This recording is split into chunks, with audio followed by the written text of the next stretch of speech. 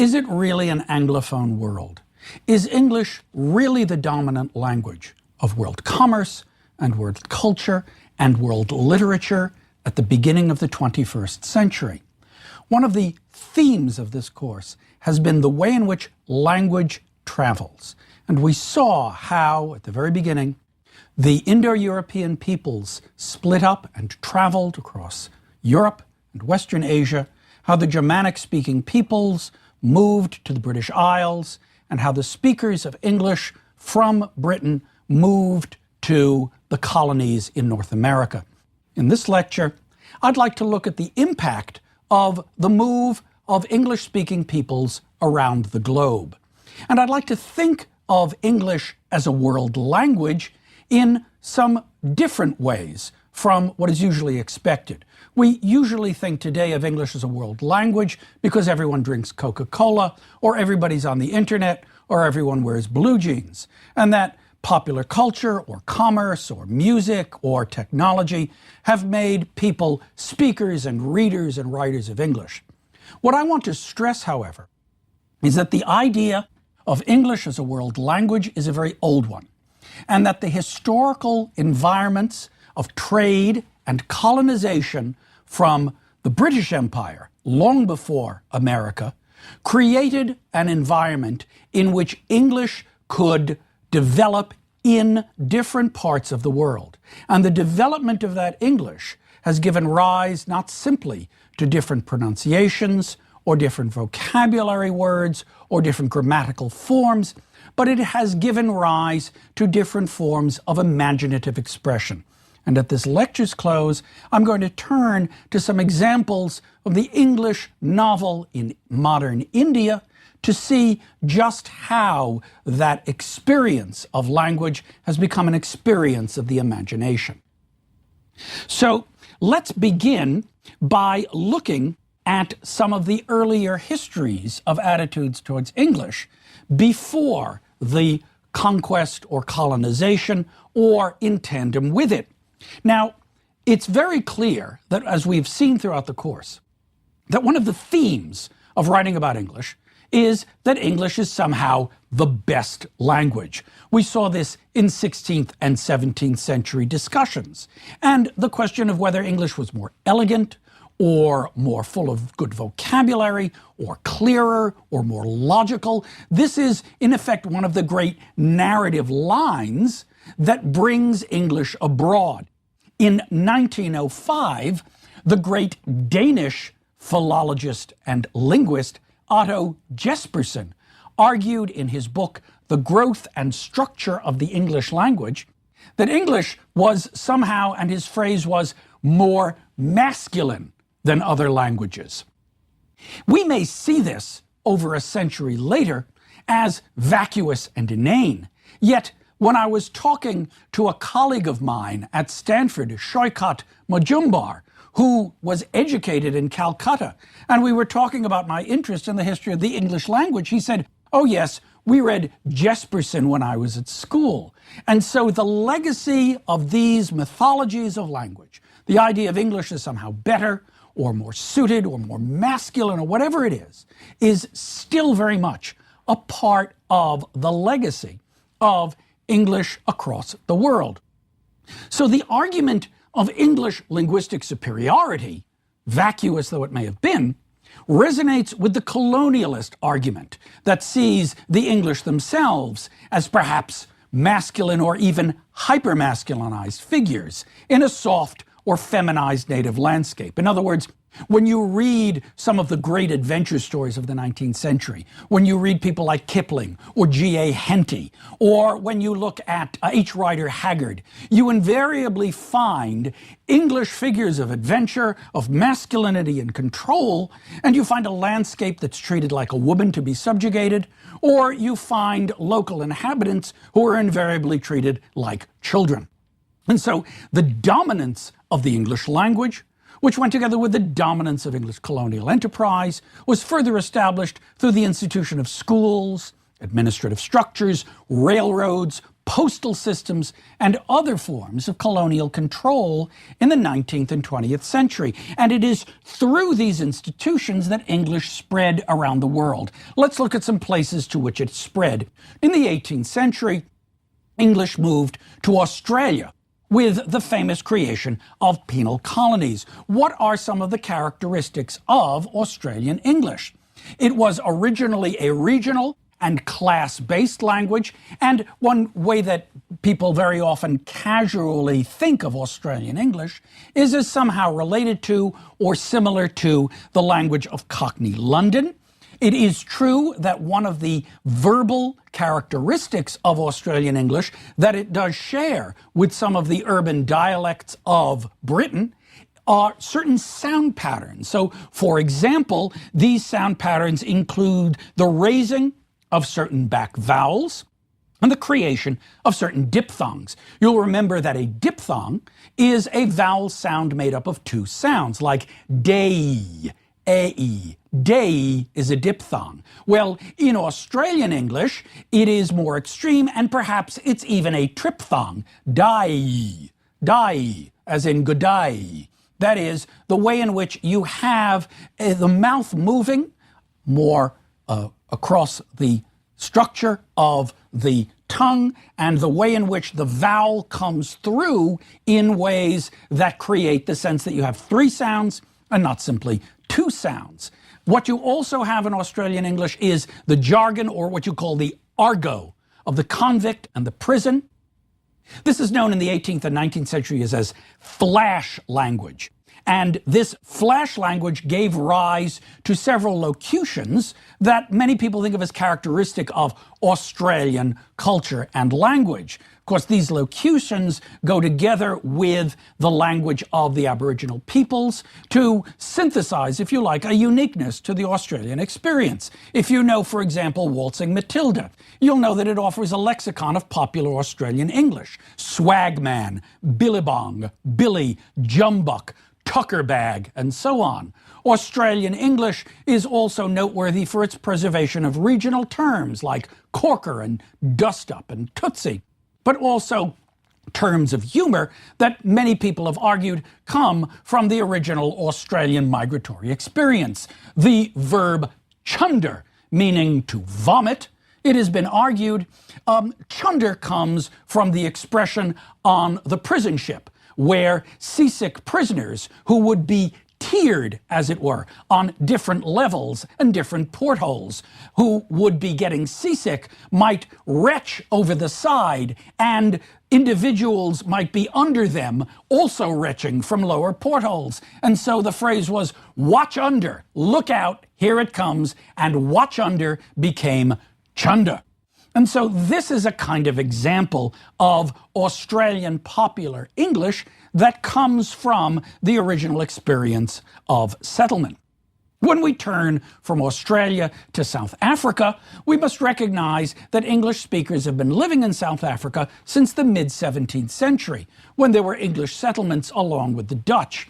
And here, just as you had points of contact between English and Aboriginal languages in Australia, so you had contact in South Africa with other languages. You had the African languages, Bantu, in South Africa, but you also had Afrikaans, which was a variety of Dutch that seems to emerge in the 19th century as a language of colonial experience. And so the presence of a large non-European speaking population with many different African languages, together with Afrikaans or Dutch, affects the idiom and tone of South African English. And there are some distinctive features of pronunciation that may also have to do with region and class dialects of the original settlement populations. For example, one of the characteristics of South African pronunciation is the A sound, the A sound, in a word like back, which is raised and fronted to a short E, like beck. This is true also perhaps in the word black. And many of you may know that sort of extreme moment in the movie Lethal Weapon 2, when Danny Glover and Joe Pesci go to the South African embassy and they are mockingly engaging with the representative of South Africa, and the sound that is designed to evoke the South African dialect is the way in which they say the word black, blek. And they go on and on and on, repeating this. This is as much a caricature, perhaps, as the caricature of African-American English might be in Joel Chandler Harris. It could be an example of, if you like, I dialect, were it to be written down, but it's one of these touchstones for the popular perception of what distinguishes one form of English from another. Consonant clusters are distinctive in South African English. Text is very often pronounced more like ticks. And these may be features, as I've suggested, of original dialect settlement patterns, or they may be also evidence of contact with African language-speaking groups. When we look at vocabulary, we're looking at a South African English vocabulary that is distinctive to the South African experience. And some words such as spoor, meaning the track left by the leavings of an animal, trek, obviously a great journey, and veld, meaning the unique area of the topography of South Africa. These have passed into modern English, as well as the highly charged term apartheid, which is Dutch for apartness, or, if you like, apartheid is the Dutch translation of the Latin term segregation, to make apart.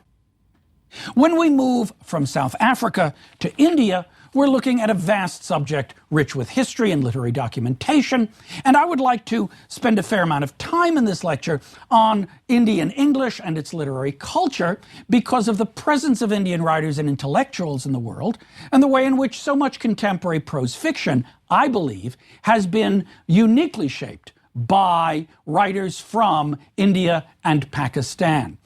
The point to stress is, of course, that English has been a language in India, and the English people have been in India since about 1600. The establishment of settlements by the East India Company created a mix of Indian and English environments. You had a great deal of intermarriage, you had a great deal of social stratification, but you also had a great deal of social interpenetration, and Anglo-Indian idioms came into British English early on. By the end of the 18th century, you can see not simply in writings in India in English, but writings in England in English, words such as Brahmin, calico, curry, Raja, juggernaut, bungalow, pundit, chintz, jungle, and veranda. Whatever languages these actually came from, and there is some debate as to whether or not these words really come directly from Indian languages such as Hindi or Tamil into English, or whether these are languages that pass through other European languages and creoles like Spanish and Portuguese. They were perceived in England as words of subcontinental Indian origin. The English presence in India, too, helped foster, as we saw, the rise of historical philology. And so an important point for me, and I hope for this course of lectures, is that the very discipline of historical linguistics as we see it, and the rise of Indo-European philology is inseparable from the British colonial presence in India and from the contact between English speakers such as William Jones and the textual and literary culture of Sanskrit in the Indian world. The English language became the standard through which a series of political events happened in the 19th century. Here are some names and dates. In 1813, the East India Company dissolved, and India was administered by the Crown. You still had an East India Company resident or representative, but the relationship between the Crown and the Company had changed. In 1835, Thomas Macaulay, the great English legislator, proposed the establishment of a class of individuals as interpreters between the Indians and the Britons. And so English became the official language of government in the subcontinent. Of course, in 1857 is the Great Mutiny, what used to be called the Sepoy Rebellion, and what followed after it was the establishment of direct imperial rule. Now you have an India not simply administered by the English crown, but you have Queen Victoria herself as Empress of India, and English language universities, colleges, and schools were established. One of the reasons it has been argued that English became the language of Indian nationalism, and to some extent Pakistani nationalism, is precisely because what the English administrative colonial culture did in the course of the mutiny and in response to it was to disempower the old Islamic Mughal rulers of India and to place greater power in the hands of a gradually newly educated English literate Hindu middle and upper middle class. And so the legacy of that really is the legacy of people like Gandhi and Nehru. That is, the legacy of individuals who come from and aspire to an English language form of education, and who are by religion or who are by ethnicity associated with the Hindu peoples rather than with the peoples descended from the older Mughal Islamic rulers. This is a conscious choice on the part of Indian administration, and this is part of the legacy that's still part of narrative in the contemporary Anglo-Indian novel. Now, by the late 19th century, Anglo-Indian expressions had become so great and distinctive, maybe 25,000 words, that lexicographers developed dictionaries. And I want to spend a few minutes with one of the best known and most fascinating of these dictionaries, and it's known as Hobson-Jobson. Hobson-Jobson is a dictionary of colloquial Anglo-Indian words and expressions, which was published first in 1886. And it was put together by Colonel Henry Yule and a man named A.C. Burnell. And in their introduction, they describe what they're doing in ways that are as distinctive as anything in the Oxford English Dictionary, or in Webster's American Dictionary, or in Johnson's Dictionary. And they note, words of Indian origin, and I'm quoting, have been insinuating themselves into English ever since the end of the reign of Elizabeth. And I want you to think about the phrase, insinuating.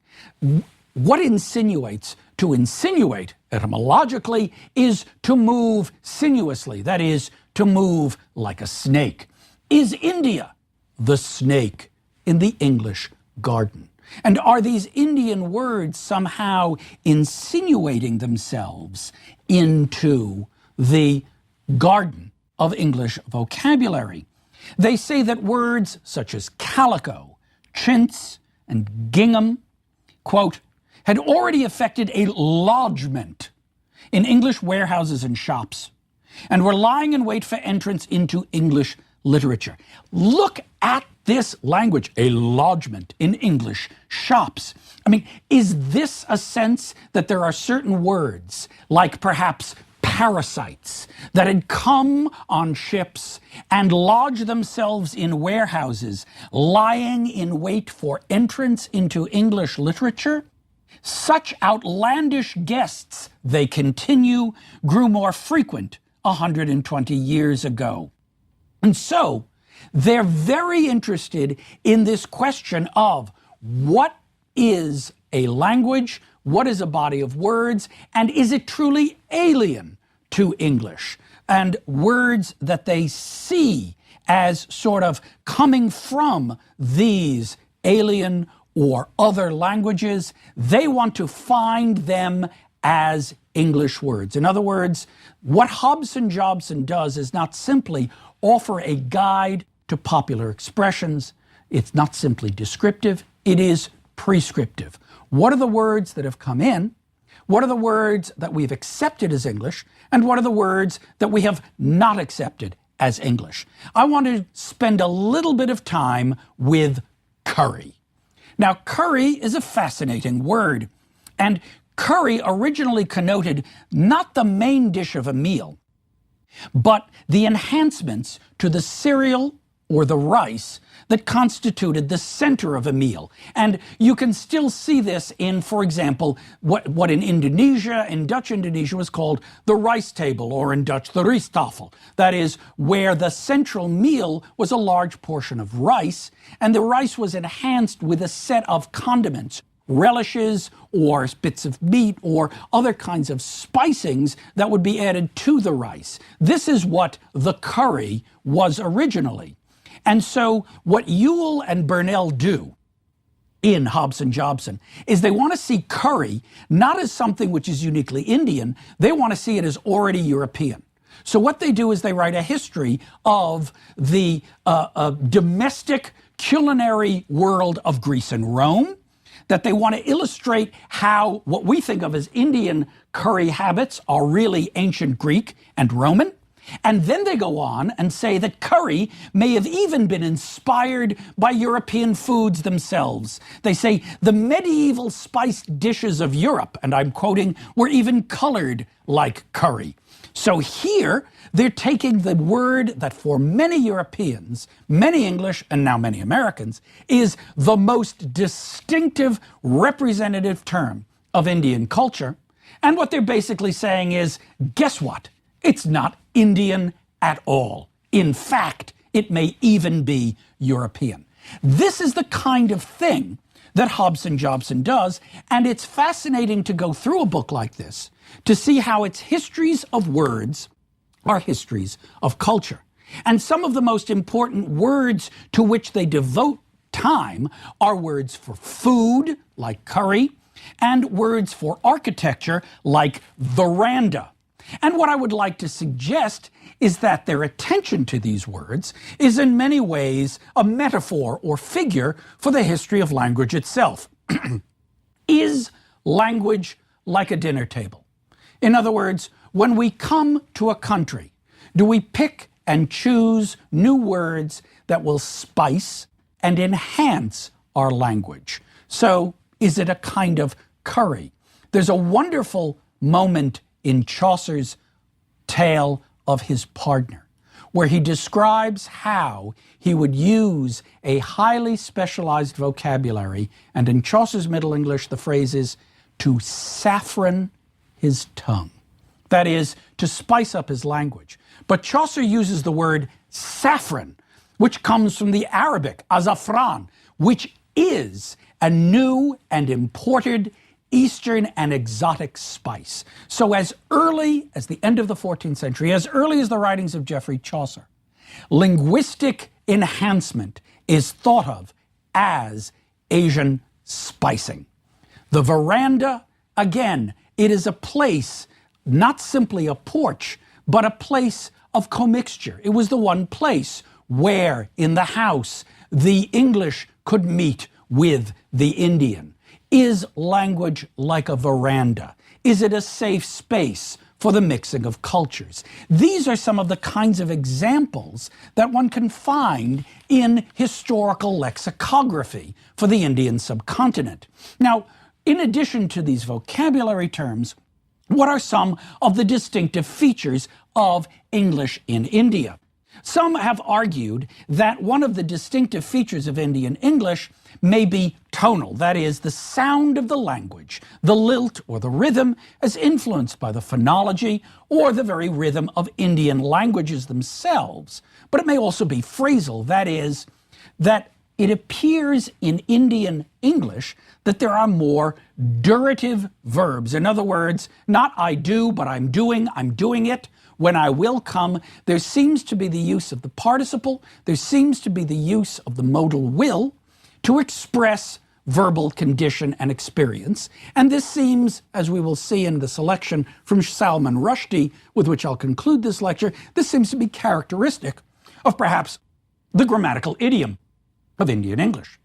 Now, the use of elaborate, detailed terms and strings of cliches has also been seen as characteristic of a certain level of Indian English. That is, the fascination with the cliche, or the fascination with the sort of the English idiom, the way in which an Indian English speaker may refer to an umbrella as a brolly, and the way in which that is no longer an idiom, in British English, but it becomes sort of the word for umbrella. That is, it represents this embracing of culture through cliché. Let me talk about some aspects of Indian English literary culture. I'm going to talk about, there are many, many writers one could focus on. I'm just going to talk about a couple of them. Vikram Seth, author of The Golden Gate, Suitable Boy, is in many ways representative of English and American-educated Indian writers of the post-war generation. His novels demonstrate, I think above all, a playfulness with language, a sense of the vast lexical and phrasal resources of Indian English. And so when you look at his novels, when you look at something like A Suitable Boy, which is a 1,000-plus page family history, what in many ways you're looking at is a kind of Dickens or Anthony Trollope novel. That is, a great 19th century novel that happens to be set in India. And of course, like all the great 19th century novels, it revolves around a marriage plot. Seth's Golden Gate is a story, it is a novel told in verse. That is, it is a novel told through the appropriation of a particular verse or poetic form. In fact, it is the stanza form from the Russian writer Alexander Pushkin's novel in poetry, Eugene Onegin. And so these are the kinds of tours de force that Seth is working with, and that I think are representative of the ways in which an educated Indian English-speaking group of writers has taken the English language and used it not simply to express Indian experience, but has used it to revel in, to marvel in the legacy of that English experience. Because for so many writers and readers, the act of reading, the experience of being educated, was the experience of reading Hamlet. It was the experience of reading Dickens. It was, in effect, the canon of British literature transplanted to the colony. And so I think it's no accident that so many of the novels of the Anglo-Indian experience are novels that look back to, if you like, the Dickensian worlds of childhood, of growth, of travel to the city and the like. Salman Rushdie is probably the most well-known Indian writer working in English today, and among his many works is the great novel published in 1981, Midnight's Children. He's written The Satanic Verses, many other books. He's representative of the ways in which Indian fiction reworks the inherited traditions of the European novel. And Midnight's Children is in many ways a kind of phantasmagorical reimagination, if you like, of the world of Lawrence Sterne and his sentimental journey, or Voltaire's Candide, or Dickens' David Copperfield. It's a novel which takes as its premise the birth of a child at midnight on August 15th of 1947, which is the date when India and Pakistan, of course, become nations, when they are separated. And so Midnight's Children refers to not simply the group of children born at that time, but to the idea that all people of an independent India are Midnight's children. What is the language of Midnight's Children, and how can we use it to illustrate some aspects of literary Indian English? Here is a passage that I would like to read to you and conclude this lecture with. Please believe that I am falling apart. I am not speaking metaphorically, nor is this the opening gambit of some melodramatic, riddling, grubby appeal for pity. I mean quite simply that I have begun to crack all over like an old jug, that my poor body, singular, unlovely, buffeted by too much history, subjected to drainage above and drainage below, mutilated by doors, brained by spittoons, has started coming apart at the seams. In short, I am literally disintegrating, slowly for the moment, although there are signs of an acceleration. I ask you only to accept, as I have accepted, that I shall eventually crumble into approximately 630 million particles of anonymous and necessarily oblivious dust. This is why I have resolved to confide in paper before I forget. We are a nation of forgetters. The lilt of Indian English is here, in those durative verbs. I am falling apart, speaking metaphorically. Also, Notice repetition. Throughout this course of lectures, I've called attention to the way in which literary writers use repetition. And here too, you can see or you can hear the repeated clauses and phrases. You can see how part of what's going on here is also the appropriation of a high culture British vocabulary to express emotional distress. So, melodramatic, riddling, grubby appeal for pity. Only someone fully conscious of the history of the English language could put those words together and recognize that melodramatic and riddling and grubby in effect take us from the top, from the Latinate, from the polysyllabic, down through the local, the vernacular, and to the gross. Melodramatic, riddling, grubby. That I crack all over like an old jug. And the sounds themselves are the sounds, if you like, the stops in English that take on unique pronunciation in Indian mouths, and also the way in which you can hear, as I tried to read it, the lilt, the iambs, the up and downs, literally disintegrating, the way in which the language is shaped by the opposition of stressed and unstressed syllables. What we see here, it seems to me, is the rhythm of a language now placed into the service of writing what is on the surface a very traditional European novel.